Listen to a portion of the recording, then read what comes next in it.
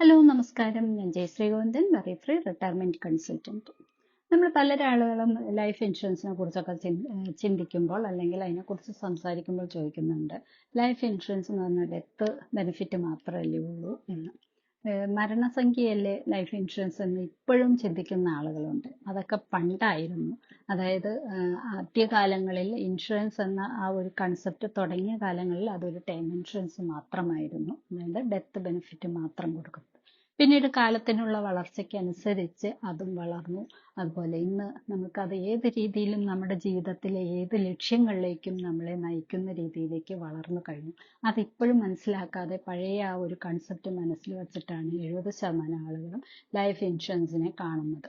അപ്പൊ ഈ ചിന്താഗതി, നമ്മളുടെ ചിന്താഗതി മാറ്റുക എന്നുള്ളതാണ് ഏറ്റവും ആദ്യം ചെയ്യേണ്ടത്. നമ്മൾക്ക് അറിയില്ലാത്ത കാര്യങ്ങൾ നമ്മൾ മനസ്സിലാക്കുക, അതിന് തക്കതായ ആളുകളുമായിട്ട് സംസാരിച്ച് അതിനെ മനസ്സിലാക്കുക എന്നുള്ളതാണ് ആദ്യം ചെയ്യേണ്ടത്.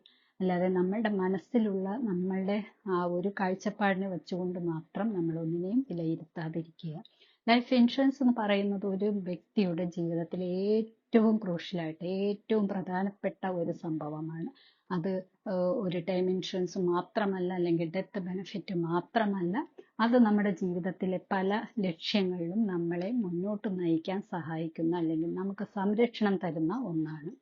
അതായത് ഇപ്പോൾ നമ്മൾ എടുക്കുന്നത് ഒരു ലൈഫ് ഇൻഷുറൻസ് എടുക്കുമ്പോൾ അവിടെ ഡെത്ത് ബെനിഫിറ്റ് ഉണ്ട് അതിൻ്റെ ഒപ്പം, എന്നാൽ കൂടെ അതിൻ്റെ ഒപ്പം തന്നെ പല ബെനിഫിറ്റുകളും നമുക്ക് ലഭിക്കുന്നുണ്ട്.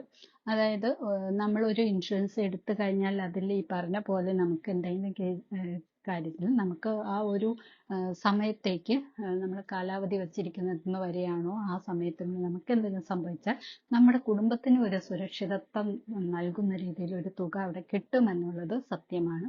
അതിനോടൊപ്പം തന്നെ ആ ഒരു ബെനിഫിറ്റ് നമ്മൾ ആ കാലാവധി എത്തിക്കഴിഞ്ഞാൽ നമ്മൾ അന്നും ജീവനോടെ ഉണ്ടെങ്കിൽ നമുക്ക് ആ തുക നമ്മൾ അടച്ചതും അതിൻ്റെ പ്രോഫിറ്റും എല്ലാം കൂടെ നമുക്കൊരു തുക വാങ്ങിച്ച് നമ്മുടെ ആവശ്യങ്ങൾ നടത്താൻ സാധിക്കും. അപ്പം അതൊരു സേവിങ്സ് ആവുന്നു. അതുപോലെ തന്നെ നമ്മുടെ കുട്ടികളുടെ വിദ്യാഭ്യാസത്തിന് നമുക്കത് യൂസ് ചെയ്യാൻ സാധിക്കും. അതിൽ നിന്നും പലർക്കും അറിയില്ലാത്തൊരു കാര്യമാണ്, ലൈഫ് ഇൻഷുറൻസ് എടുത്താൽ 2 വർഷം കഴിഞ്ഞാൽ അതിൽ നമുക്കൊരു പ്രീ അപ്രൂവ്ഡ് ലോൺ ലഭിക്കും എന്നുള്ളത്. ഇപ്പോൾ പുതിയ നിയമപ്രകാരം ഈ 1-ാം തീയതി മുതൽ 1 വർഷം അടച്ച പോളിസികളിലും നമുക്ക് പ്രീ അപ്രൂവ്ഡ് ലോൺ ലഭിക്കുമെന്നുള്ളതാണ്. അതൊക്കെ വലിയ വലിയ പ്രയോജനകരമായ അല്ലെങ്കിൽ വലിയൊരു ബെനിഫിറ്റ് തന്നെയാണത്. കാരണം നമ്മളൊരു ലോണിന് വേണ്ടിയിട്ട് ഒരിടത്ത് ഒരു ബാങ്കിൽ പോയി കഴിഞ്ഞാൽ പലപ്പോഴും നമുക്ക് ലോൺ കിട്ടാറില്ല. നമ്മുടെ സിബിൽ സ്കോർ അല്ലെങ്കിൽ നമ്മുടെ ഇൻകം ഇതൊക്കെ നോക്കിയിട്ട് നമുക്ക് ചിലപ്പോൾ ലോൺ കിട്ടാറില്ല.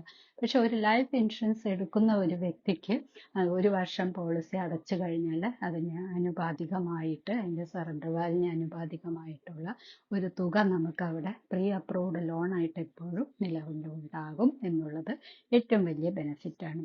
നമുക്ക് ഇൻ കേസ് എന്തെങ്കിലും ഒരു മെഡിക്കൽ എമർജൻസി വന്നാൽ നമ്മൾ ചിലപ്പോൾ അതിനുവേണ്ടി വല്ല പണയം വെക്കാനോ ആരോടെങ്കിലും കടം മേടിക്കാനോ ഒക്കെ ഓടിയെടുക്കാറുണ്ട്. ആ സമയത്ത് നമുക്ക് ഇത്തരം പ്രീ അപ്രൂവ്ഡ് ലോൺ നമുക്ക് പ്രയോജനപ്പെടുന്നതാണ്. പിന്നെ നമ്മുടെ ജീവിതത്തിൽ നമ്മൾ ഈ ഒരു സ്കീമിലൂടെ പോകുമ്പോൾ നമുക്കതിൽ നിന്ന് ലോൺ എടുക്കുന്നത് കൂടാതെ തന്നെ വേണമെങ്കിൽ നമുക്കത് നിർത്തലാക്കിക്കൊണ്ട് എടുക്കാറുണ്ട്. പക്ഷെ ഒരിക്കലും ഞാൻ അതിനെ പ്രോത്സാഹിപ്പിക്കുന്നില്ല. കാരണം ലൈഫ് ഇൻഷുറൻസ് എന്ന് പറയുന്നത് നമുക്ക് എത്ര നാൾ ലൈഫ് ഉണ്ടോ അതിനുള്ള ഇൻഷുറൻസ് ആണ്, അല്ലെങ്കിൽ അതിനുള്ള പ്രൊട്ടക്ഷനാണ്. അതുകൊണ്ട് തന്നെ അതൊരിക്കലും നിർത്തലാക്കാതിരിക്കുക എന്നുള്ളതാണ് ബുദ്ധിപരമായ ഒരു കാര്യം. അപ്പോൾ നമ്മൾക്ക് ഈ നമ്മുടെ ജീവിതത്തിലെ പല സ്റ്റേജുകളിലും ആവശ്യമായ രീതിയിൽ അതൊരു സേവിങ്സ് ആക്കാം, നമ്മുടെ കുട്ടികളുടെ വിദ്യാഭ്യാസത്തിന് ഉതകുന്നതാക്കാം, അല്ലെങ്കിൽ എന്തെങ്കിലും മെഡിക്കൽ എമർജൻസി വന്നാൽ അതിനു വേണ്ടി ഉപയോഗിക്കുന്നതാകാം. ഇനി അതും അല്ലെങ്കിൽ നമ്മൾ എന്തെങ്കിലും ലോണൊക്കെ എടുത്തിട്ടുണ്ടെങ്കിൽ അതിന് ലോണിന് എഗെയിൻസ്റ്റ് ആയിട്ട് പ്രൊട്ടക്ഷൻ വേണ്ടി അത് വയ്ക്കാം. ഇനി ചിട്ടി പോലുള്ള കാര്യങ്ങൾക്ക് ഒരു ജാമ്യം കൊടുക്കണമെങ്കിൽ ഈ ഡോക്യുമെന്റ് കൊടുത്ത് നമുക്ക് അതിനും ചെയ്യാൻ പറ്റും. അപ്പോൾ അത്തരം പല ബെനിഫിറ്റുകളും അവിടെ ഉണ്ട്.